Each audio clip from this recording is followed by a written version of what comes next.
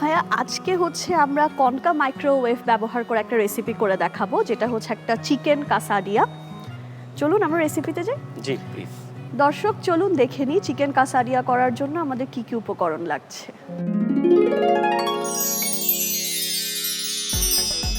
Recipe chicken কাসারিয়া।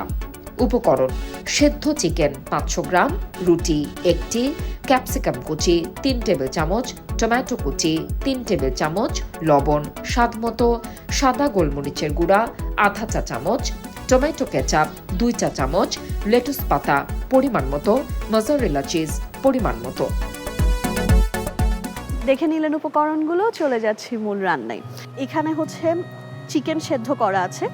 সবার বাসায় আসলে চিকেন রান্না করাই থাকে, আমরা চাইলে যে রান্না চিকেনটা আছে ওটা থেকেও জাস্ট মাংসটা ছিঁড়ে নিয়ে এটা করতে পারি। এখানে আমি চিকেন সেদ্ধ নিয়ে নিলাম। এরপর এখানে আমার কাছে ক্যাপসিকাম আছে, ভেজিটেবল, কিছু টমেটোজ আছে। এখানে চাইলে কেউ বয়েল করা ব্রকলি কিংবা ক্যাবেজ এগুলোও ব্যবহার করতে পারে।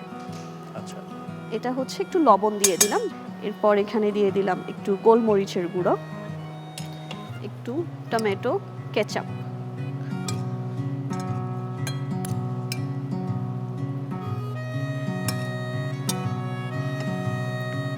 আসলে প্রতিদিনের আমাদের দৈনন্দিন লাইফে কিচেন অ্যাপ্লায়েন্সের গুরুত্ব অনেক বেশি এবং প্রতিদিন আমরা যেভাবে আসলে মানে ব্যস্ত হয়ে পড়ছি, সেক্ষেত্রে এই ধরনের অ্যাপ্লায়েন্স যদি কোনো বাসায় থাকে তার লাইফটা অনেক বেশি ইজিয়ার হয়ে যাবে।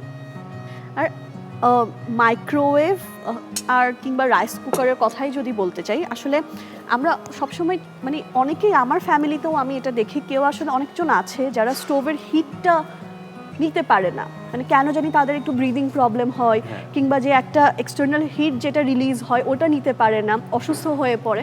ওদের জন্য কিন্তু রাইস কুকার আর মাইক্রোওয়েভটা খুবই ভালো একটা সলিউশন আমার মনে হয়। এবং এই তো আর কিছুদিন পরে যখন আমাদের সামার শুরু হবে, প্রচন্ড গরম যখন হবে, এই গরমের সময় কিন্তু বারবার চুলার পাড়ে যাওয়াটা এটা খুবই ডিফিকাল্ট। এবং আমাদের বাসায় যারা থাকেন ওনারা কিন্তু অনেক বেশি মানে কষ্ট সহ্য করে চুলার পাড়ে যেতে হয়, এবং অনেকেরই দেখা যায় ত্বক নষ্ট হয়ে যাচ্ছে, এই ধরনের ঘটনাগুলো ঘটে।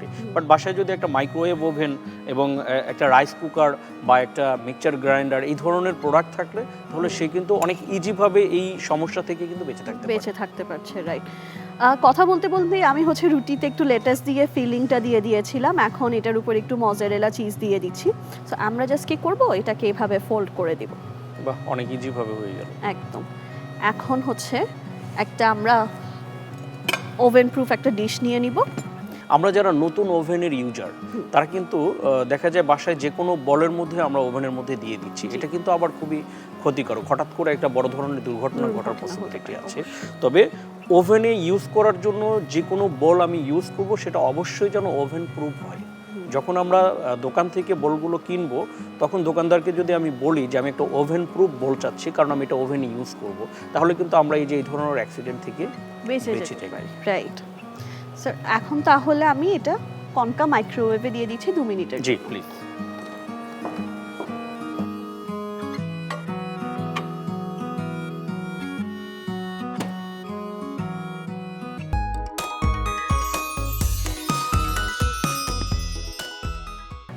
ভাইয়া আপনি কিছু বলছিলেন।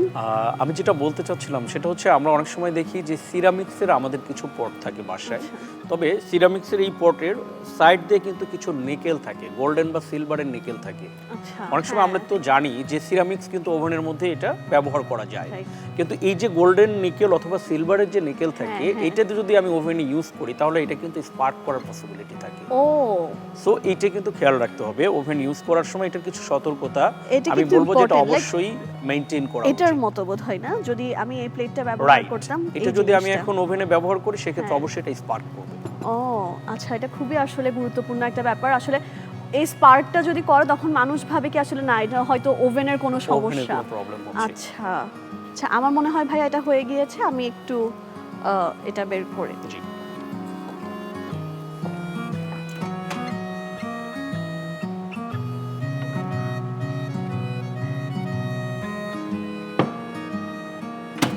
চিজটা মেল্ট হওয়ার জন্য আমরা যেটা ব্যবহার করেছিলাম এটা হয়ে গিয়েছে। আমি হচ্ছে এটাকে একটু সার্ভ করে নিব, একটু কেটে সার্ভ করব।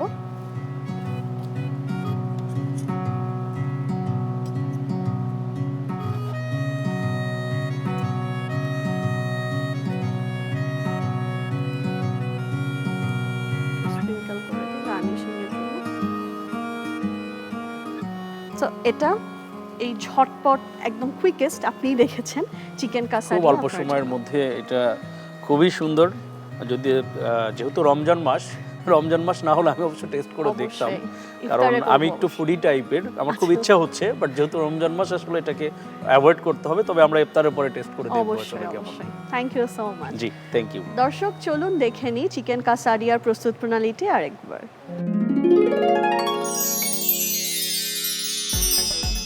Recipe chicken Kasaria. প্রণালী: প্রথমে একটি পাত্রে সেদ্ধ চিকেন নিন, এরপর ক্যাপসিকাম কুচি, টমেটো কুচি, লবণ, সাদা গোলমরিচের গুঁড়া এবং টমেটো ক্যাচাপ দিয়ে ভালোভাবে মিশিয়ে নিন। সবশেষে রুটির মাঝে লেটুস পাতা, মিশ্রণ এবং চিজ দিয়ে মুড়িয়ে ওভেন প্রুফ পাত্রে দিয়ে কঙ্কা মাইক্রোওয়েভে 2 মিনিট রান্না করে কেটে পরিবেশন করুন মজাদার চিকেন কাসারিয়া। দেখে নিলেন প্রস্তুত প্রণালী। থ্যাংক ইউ সো মাচ ভাইয়া আমাদেরকে সময় দেওয়ার জন্য। আমরা অনেক গুরুত্বপূর্ণ কিছু টিপস জেনেছি কনকা অ্যাপ্লায়েন্সেস নিয়ে। আমার মনে হয় সবার ব্যস্ত জীবনকে এটা অনেক সহজ করে দিবে। আর আপনার জন্য একটা গিফট রয়েছে। আপনার বাসায় তো অবশ্যই কনকার সব প্রোডাক্ট আছে, কিন্তু কনকা কুইক রেসিপি থেকে আসলে কেউ খালি হাতে ফিরে না, তাই এই উপহারটি আপনার জন্য। Thank you.